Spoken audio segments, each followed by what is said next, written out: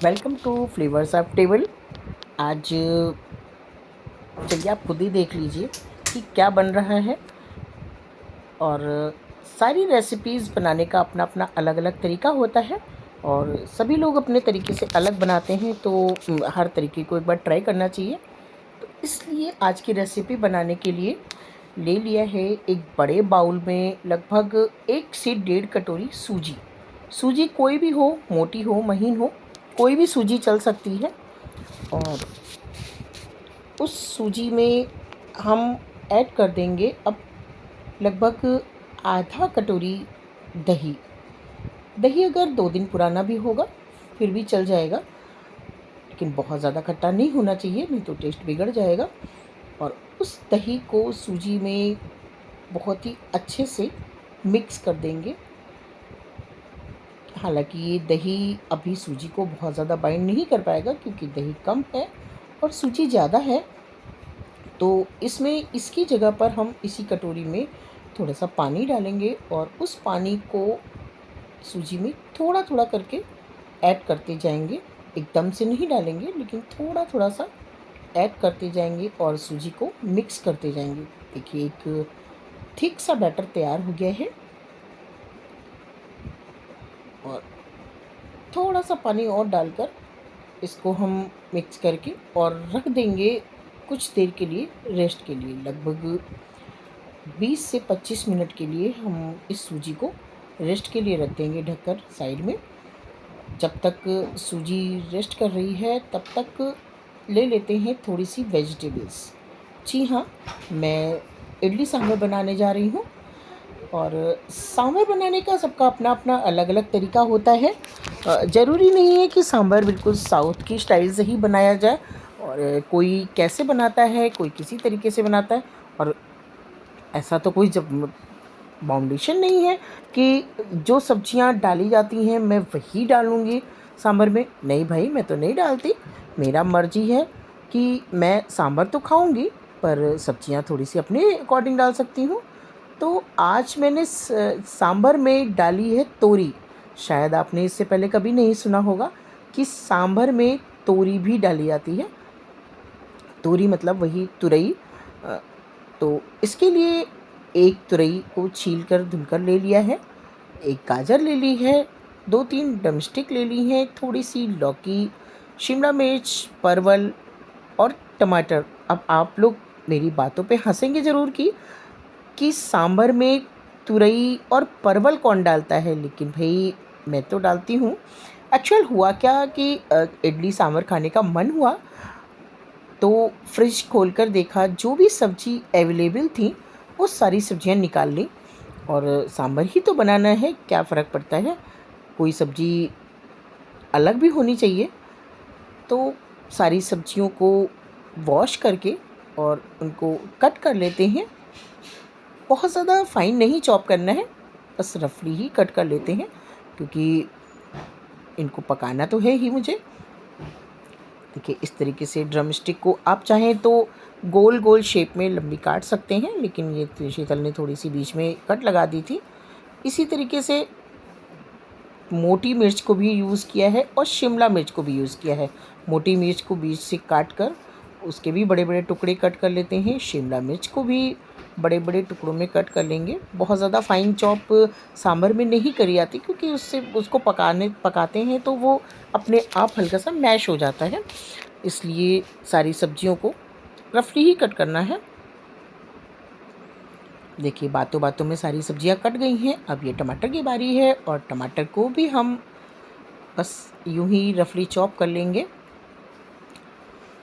सब्जियां सारी ऑप्शनल ही हैं, जैसे कि मैंने पहले कहा कि ज़रूरी नहीं है कि जिस चीज़ में जो चीज़ डाली जाती है हम उसी तरीके से बनाएं।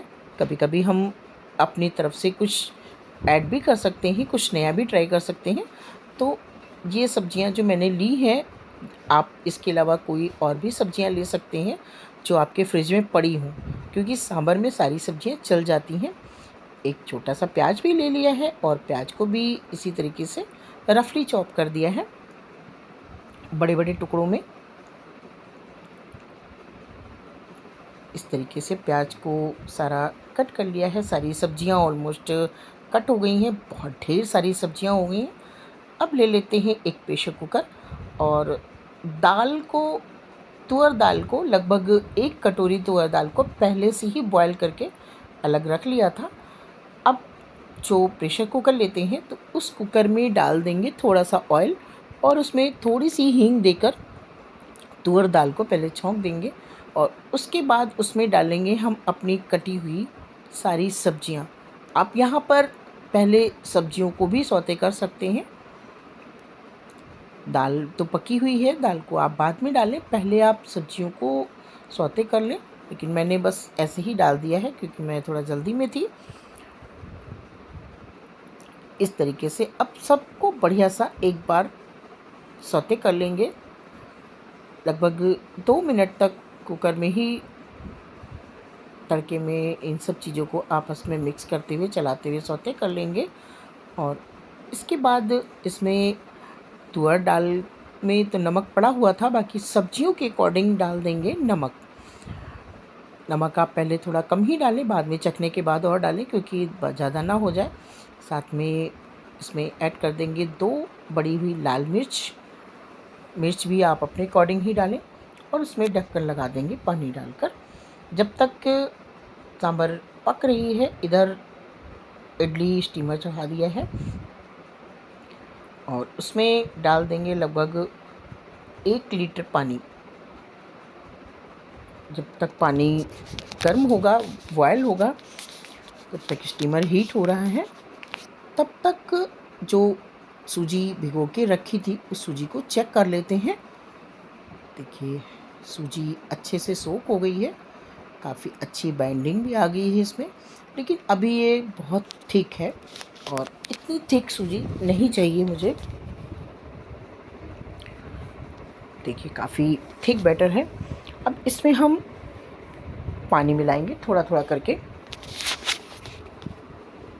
क्योंकि बहुत ज़्यादा पतला नहीं करना है, रिबन कंसिस्टेंसी का होना चाहिए। इस तरीके से चलाते हुए थोड़ा सा पानी और ऐड करना पड़ेगा।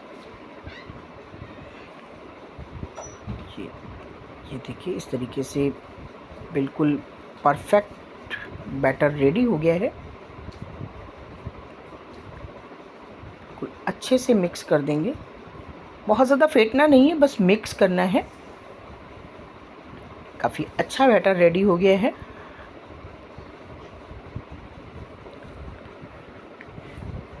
इस तरीके से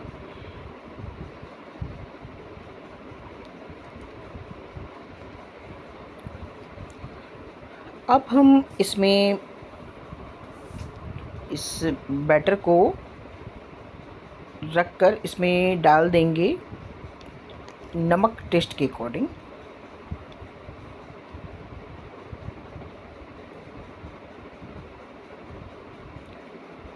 मैंने 1 चम्मच नमक डाला है, आप अपना थोड़ा सा और जैसे कम ज़्यादा कर सकते हैं।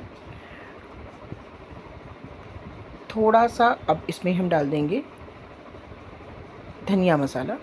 ये ऑप्शनल है, अगर आप नहीं पसंद करते हैं तो आप मत डालें। इडली मोस्टली लोग प्लेन ही बनाते हैं। और अच्छे से नमक और मसाले को मिक्स कर देंगे।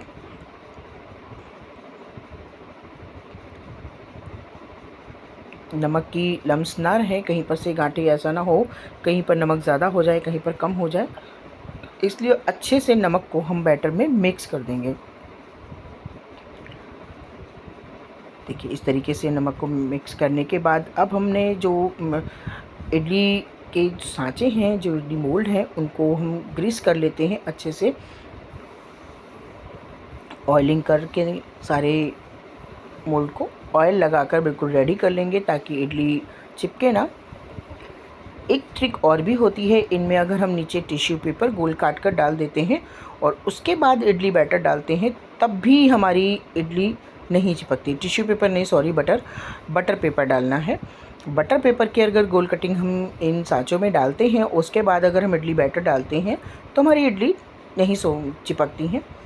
अब बिल्कुल जब फाइनल सारी तैयारियां हो चुकी हैं, सब कुछ रेडी है, उसी स्टेज में अब हम एक इनो का शैशे लेकर और इडली बैटर में डालकर और अच्छे से मिक्स कर देंगे। और उसके बाद हमें रुकना बिल्कुल नहीं है। थोड़ा थोड़ा सा बैटर लेकर इडली की सांचों में डालेंगे।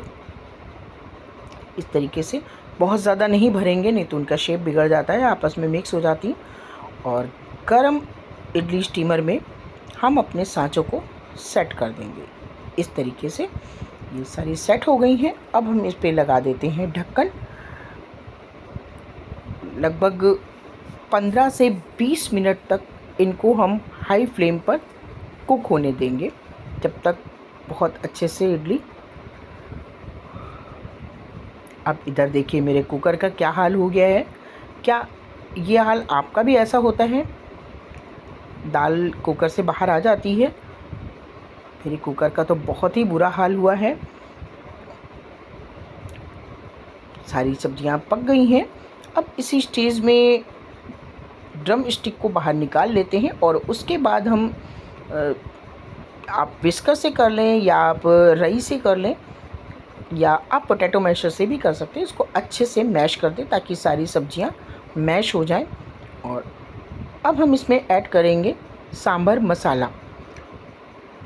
देखिए 1 चमचा भर के, यानी लगभग 2 टेबलस्पून इसमें सांभर मसाला मैंने ऐड किया है। आप थोड़ा सा इसमें मसाला ज़्यादा भी यूज़ कर सकते हैं। हम लोग गरम मसाला कम यूज़ करते हैं, इसलिए थोड़ा सा कम डाला है। यहाँ पर आप 4 चम्मच सांभर मसाला डाल सकते हैं और इसको हम अच्छे से मिक्स करेंगे। देखिए जो गलती मैंने की है आप ना करें। अच्छे से जो सांभर मसाला डालें, किसी स्पून में ना डालकर डायरेक्ट आप अगर कुकर में डालकर चलाएंगे तभी मिक्स होगा, नहीं तो इसमें गांठें बन जाती हैं। और खूब बढ़िया सा मिक्स कर देने के बाद देखिए सांभर रेडी हो चुकी है।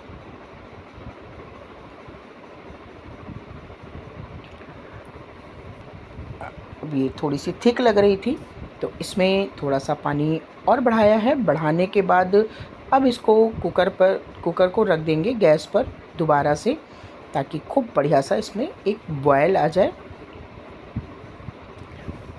क्योंकि सांभर बहुत ज़्यादा थिक नहीं अच्छी लगती है, थोड़ी पतली ही अच्छी लगती है, और वो भी इडली के साथ। तो इसको हम थोड़ा सा पानी डालकर अच्छे से कुक कर लेंगे। जब तक सांभर बॉयल हो रही है तब तक हम इधर बना लेते हैं तड़का। एक तड़का पैन चढ़ा देंगे और उस तड़का पैन में डालेंगे सरसों का तेल। सरसों का तेल गर्म हो जाने पर इसमें हम ऐड कर देंगे 2 साबित लाल मिर्च, और लाल मिर्च को थोड़ा सा कुक हो जाने देंगे इस तरीके से। अब हम डाल देंगे इसमें 2 स्टिक करी पत्ता। जो करी पत्ता की स्टिक होती है उनसे करी पत्ते को निकाल लेंगे और वो करी पत्ता इसमें ऐड कर देंगे। और इसके साथ साथ डाल देते हैं 1 बड़ा चम्मच राई। सारे तड़के को बढ़िया सा क्रैकल हो जाने देंगे। अब इसमें तड़का लगा देंगे सांभर में। तड़का लगाने के बाद ढकना होता है, लेकिन जो तड़का पैन था वो साइज़ का था तो इसको ही पलट दिया। कुछ देर रुकने के बाद इसको खोलकर चेक कर लेते हैं। देखिए बढ़िया सांभर रेडी हो गई है, बिल्कुल डिफरेंट सब्जियों के साथ। कोई भी सांभर में तोरी परवल नहीं डालता है, लेकिन ये आज जो सांभर बनी है वो तोरी और परवल वाली सांभर बनी है। इधर इडली भी रेडी हो चुकी हैं। अब इडलियों को डिमोल्ड कर लेते हैं। सारी इडलियां बिल्कुल बढ़िया से फूल गई हैं, एकदम खूब बढ़िया सी जाली बन गई है। अब इनको हम निकाल लेते हैं एक अलग बर्तन में। उसके बाद अब हम लगाते हैं प्लेट। ये रही हमारी टमाटर लहसुन की चटनी, ये ढेचा चटनी, और अब हमारी आई है गर्मा गर्म तोरी वाली सांभर। जिस सांभर में तोरी परवल पड़ा हुआ है वो सांभर शायद आपके घर के बच्चे तोरी और परवल नहीं खाना पसंद करते होंगे। आप इस तरीके से सांभर में खिलाइए, जान भी नहीं पाएंगे और बड़े ही स्वाद लेकर खाएंगे। अगर आपको रेसिपी थोड़ी सी भी पसंद आ रही हो तो प्लीज़ एक लाइक कर दें और एक छोटा सा कमेंट कर दें। आजकल मेरी वजह से शीतल बहुत मेहनत कर रही है, कम से कम मुझे नहीं, मेरी शीतल को ही आप एक बार अप्रिशिएट कर दें। देखिए तैयार हो गया है हमारा इडली सांभर। अब लंच की तैयारी हो चुकी है, अब हम लोग जा रहे हैं लंच करने। और आप फटाफट एक कमेंट कर दें और एक प्यारा प्यारा सा लाइक दे दें।